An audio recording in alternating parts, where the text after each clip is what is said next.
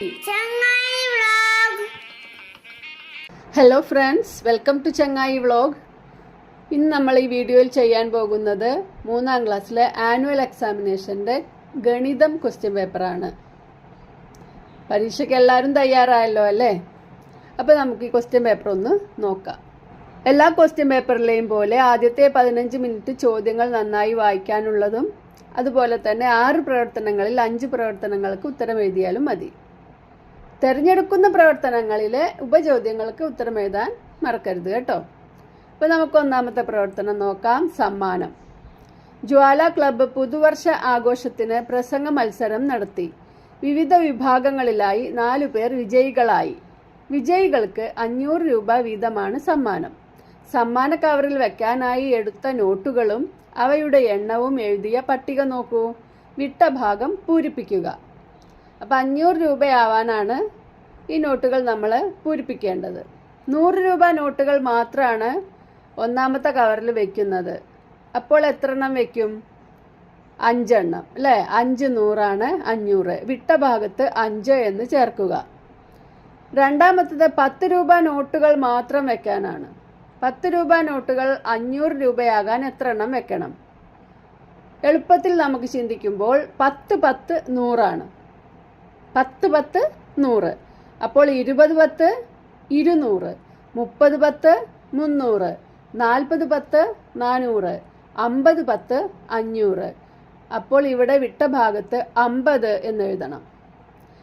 മൂന്നാമത്തേതിൽ 100 രൂപ നോട്ടുകളും 50 രൂപ നോട്ടുകളും ചേർത്ത് 500 രൂപയാക്കി എഴുതിയത് നോക്കൂ. 2 തരം നോട്ടുകളാണ്. 4 × 100 400, 2 × 50 100 500 അല്ലേ? 400 100 500. ഇനി അടുത്ത കവറിൽ 3 തരം നോട്ടുകൾ വെച്ചിട്ടുണ്ട്. അപ്പം നമുക്കത് ഏതൊക്കെയാണെന്ന് എഴുതാം. ഇവിടെ 4 × 100 400 എന്ന് എഴുതിയിട്ടുണ്ട് അല്ലേ? അതിനെ നമുക്ക് ഒന്നുകൂടി പിരിക്കാം. ആദ്യം 3 × 100 300 എഴുതുക.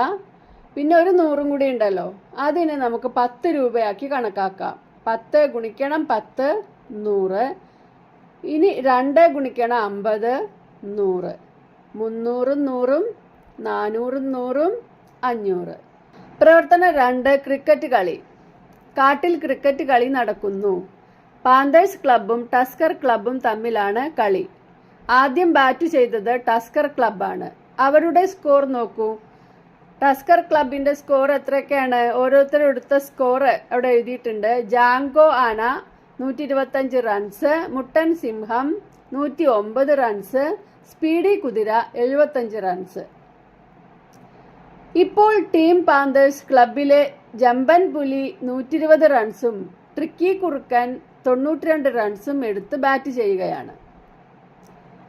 ഇനി ക്വസ്റ്റ്യൻസ് നോക്കാം. എ. ടസ്കർ ക്ലബ്ബ് എത്ര റൺസ് നേടി? ടസ്കർ ക്ലബിന്റെ അവിടെ തന്നിട്ടുണ്ട് 125 കൂട്ടണം 109 കൂട്ടണം 75. മൂന്നും കൂടി കൂട്ടുമ്പോൾ എത്രയാണ് കിട്ടുന്നത്? 309.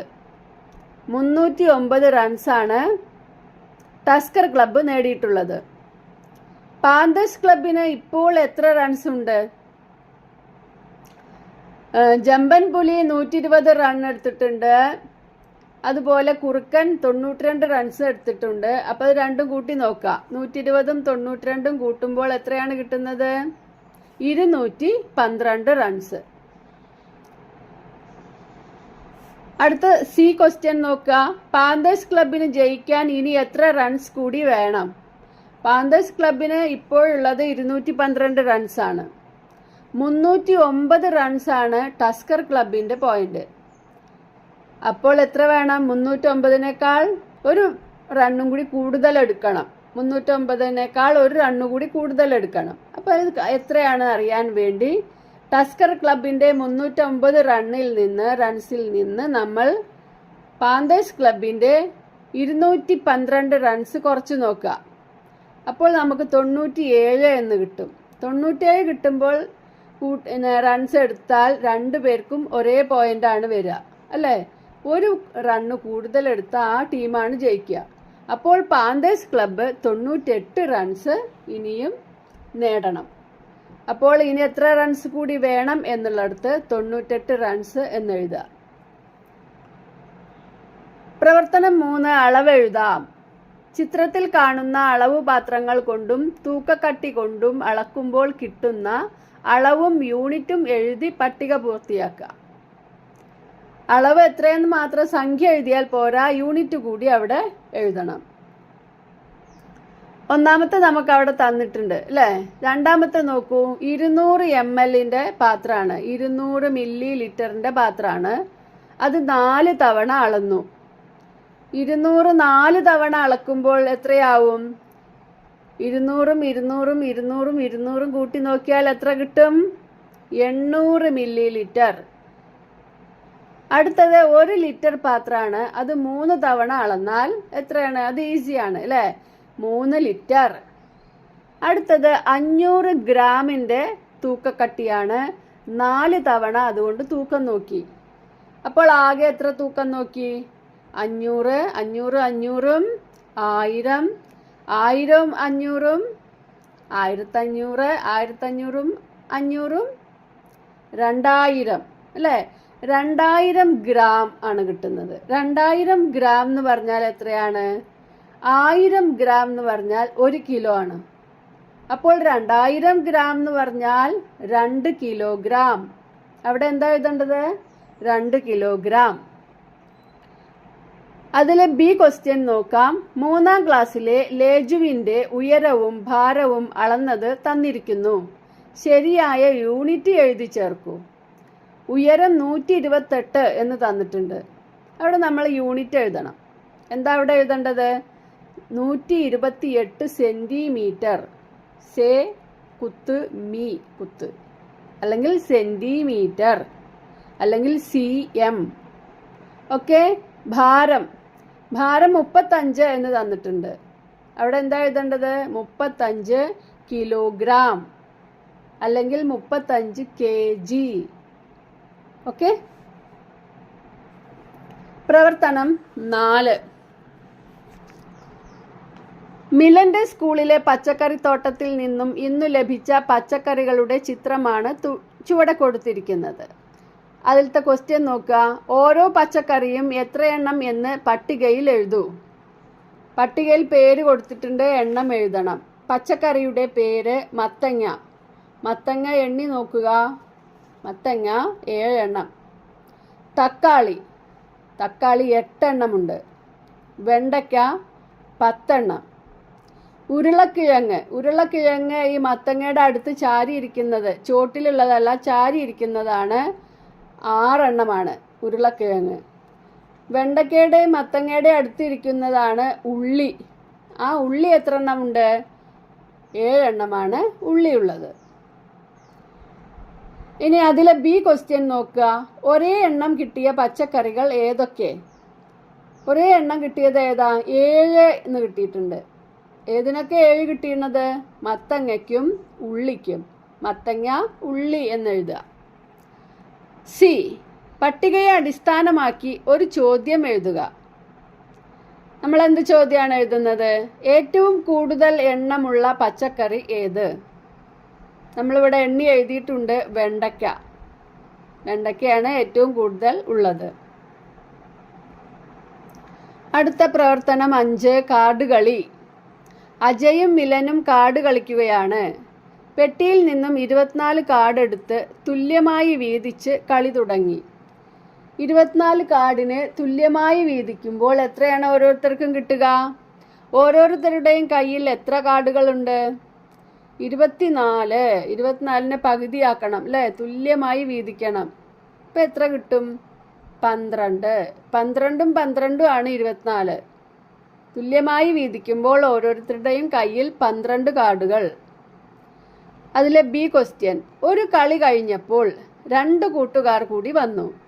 അവർ എല്ലാവരും കൂടി പുതിയ കളി തുടങ്ങാൻ കാർഡുകൾ വീണ്ടും തുല്യമായി വീതിച്ചു. ഇപ്പോൾ ഓരോരുത്തരുടെയും കയ്യിൽ എത്ര കാർഡുകൾ ഉണ്ടാകും? ഇപ്പോൾ ഈ 2 കുട്ടികളാവുമ്പോൾ ഓരോരുത്തർക്കും 12 വീതം കാർഡ് ആയിട്ട് ഇരിക്കുകയാണ്. അപ്പോഴാണ് വീണ്ടും 2 കുട്ടികൾ കൂടി വന്നത്. അപ്പോൾ അവരെന്ത് ചെയ്തു? ഈ 12 കാർഡുകളെ പകുക്ക അല്ലേ, വീതിക്കുക വേണമെങ്കിൽ. അല്ലെങ്കിൽ 24നെ 4 പേർക്ക് തുല്യമായി വീതിക്കാം. 24നെ 4 പേർക്ക് തുല്യമായി വീതിക്കുക എന്ന് പറയുമ്പോൾ 4ന്റെ ഗുണന പട്ടിക ചൊല്ലി നോക്കുക. 1 4 4 24 8 3 4 12 4 4 16 5 4 20 6 4 24 6 4 ആണ് 24. അപ്പോൾ 24നെ 4 പേർക്ക് തുല്യമായി വീതിക്കുമ്പോൾ ഒരാൾക്ക് 6 കാർഡ് കിട്ടും. കുറച്ചു നേരം കഴിഞ്ഞപ്പോൾ ക്വസ്റ്റ്യൻ നോക്കൂ. കുറച്ചു നേരം കഴിഞ്ഞപ്പോൾ 4 പേർ കൂടി വന്നു. പെട്ടിയിൽ നിന്നും 24 കാർഡുകൾ കൂടി എടുത്തു. വീണ്ടും 24 കാർഡുകൾ എടുത്തു. എന്നിട്ട് ആദ്യത്തെ കാർഡിനോട് നേരത്തെയുള്ള കാർഡിനോട് ചേർത്ത് വെച്ചു. അപ്പോൾ ആദ്യം എടുത്ത 24ഉം ഇപ്പോഴെടുത്ത 24ഉം ഉണ്ട് അല്ലേ? എന്നിട്ട് അതിനെ തുല്യമായി വീതിച്ചു. അപ്പോൾ 24ഉം 24ഉം എത്രയാണ്? 48. ഈ 48നെ തുല്യമായി വീതിക്കണം. എങ്ങനെയാണ് 48നെ എത്ര പേർക്ക് തുല്യമായി വീതിക്കണം? ആദ്യമുള്ള 4 പേർക്കും പിന്നീടുള്ള 4 പേർക്കും 8 പേർക്ക് തുല്യമായി വീതിക്കണം. 48 ഹരിക്കണം 8. അപ്പോൾ 8ന്റെ ഗുണന പട്ടിക നമുക്ക് നോക്കണം അല്ലേ? 1 8 8, 2 8 16, 3 8 24, 4 8 32, 5 8 40, 6 8 48. 48 കാർഡുകളെ 8 പേർക്ക് തുല്യമായി വീതിക്കുമ്പോൾ ഒരാൾക്ക് 6 കാർഡ് കിട്ടും. ഓക്കെ, അതിവിടെ തന്നിട്ടുണ്ട് ABCD.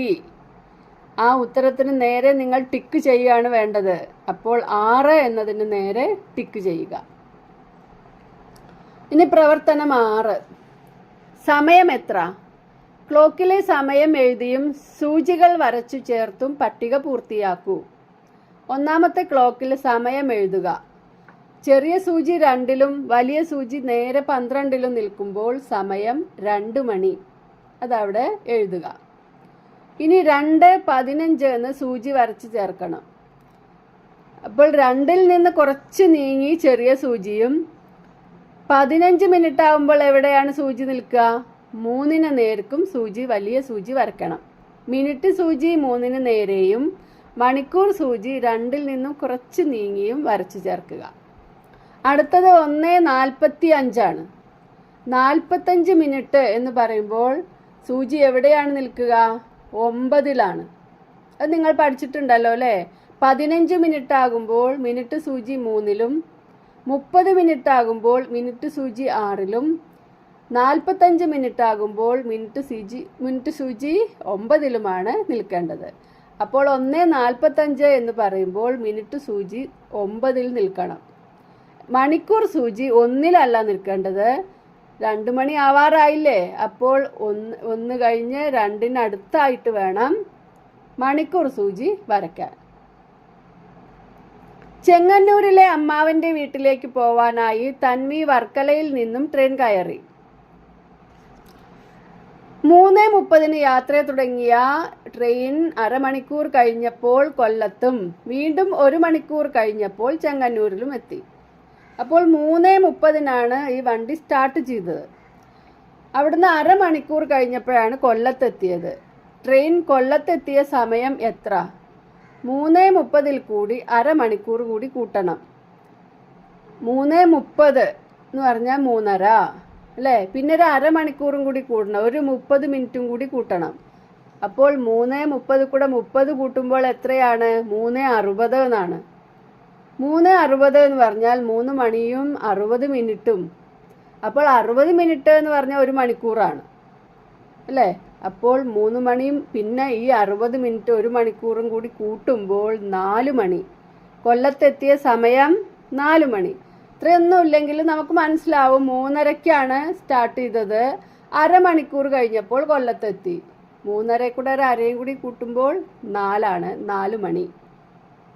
അടുത്തത് 1 മണിക്കൂർ കഴിഞ്ഞപ്പോഴാണ് ചെങ്ങന്നൂരെത്തി. 4 മണിക്ക് കൊല്ലത്തെത്തിയ ട്രെയിൻ 1 മണിക്കൂർ കൂടി കഴിഞ്ഞപ്പോൾ ചെങ്ങന്നൂരെത്തി. അപ്പോൾ 4ൽ കൂടെ 1 മണിക്കൂറും കൂടി കൂട്ടുമ്പോൾ 5 മണി. അപ്പോൾ ചെങ്ങന്നൂരിലെത്തിയ സമയം 5 മണി.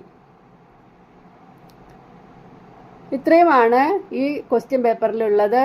ഈസി ക്വസ്റ്റ്യൻസ് ആണ്. നിങ്ങൾക്ക് മനസ്സിലായി എന്ന് വിചാരിക്കുന്നു. ഗണിതത്തിന് ഓരോ വർഷം പുസ്തകം മാറിയാലും വലിയ മാറ്റമൊന്നും ഇല്ല. അതുകൊണ്ട് ഇത്തരത്തിലുള്ള കണക്കുകളൊക്കെ തന്നെയാവും നിങ്ങൾക്ക് വരിക. എല്ലാവരും നന്നായിട്ട് പരീക്ഷ എഴുതുക. Thanks for watching.